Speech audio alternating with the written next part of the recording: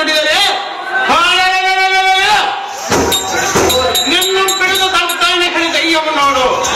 ಎಲೆಯವಯ್ಯಾರೆ, ನಿನ್ನ ಗಂಡನೆಂಬ ಬಣ್ಣನ ಕಂಡು ಕಾಣುವನಿಂದ ಹರಿಗೆ ಕೊಂಡೆವನು.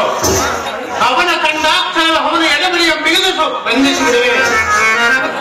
ನಿನ್ನ ಮರಳು ತನವ